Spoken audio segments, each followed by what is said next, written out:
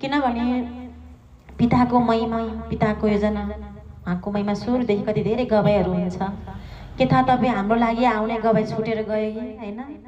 पिता जान्दा हुनुहुन्छ, सकेको अन्तिमसँग पनि बस्ने गर्नु। त पितालाई धन्यवाद। मसीहको नाउँमा पिता जान्दा हुनुहुन्छ कसलाई कस्तो वचन चाहिएको छ, कस्तो गवाई चाहिएको छ। अब माग्न सुरु गर्नु। पिता, मेरो लागि राम्रै छ, ठिकठाक छ, मलाई त अहिले केही पनि छैन, किन चाहियो? त्यसै आएको त नै। आगामी दिनहरूको लागि हामीले जे पाएको छौँ यति मात्रै छैन, अझै धेरै छ। हामीले कम आत्मा दिएको भएर, कम मन लगाएको भएर आधी अधुरो पो पाएको पो हो कि?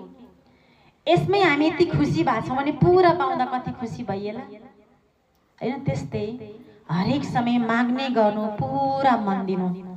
एउटा मन पितामा, एउटा मन आफ्नो काममा। मेहनतै नगरिकन त कसरी हुन्छ र?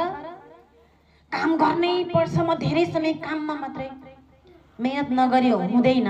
पिताले पनि अल्छी मान्छेलाई आशिष दिनुहुन्न, गर्नेलाई नै दिनुहुन्छ। तर जुन ठाउँमा काम र सबै कुरा भन्दा मतलब पिताको महिमा भन्दा पनि धेरै कुरा संसारको कुरामा लागेको छ भने त्यहाँ आशीर्वाद हुँदैन।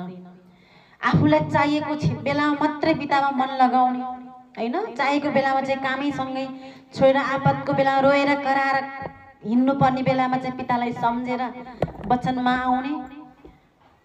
तर नचाहिएको बेलामा चाहिँ पितालाई पल्लो छेउको सोच्यो भने पनि महिमा कम हुन्छ, हुँदैन। त्यसैले चाहिँ पिताको आशीर्वाद आफ्नै साथमा ओल्लो छेउमै राख्नु छ भने महिमालाई पनि हरेक समय पितासँग निरन्तर लागिरह्यो भने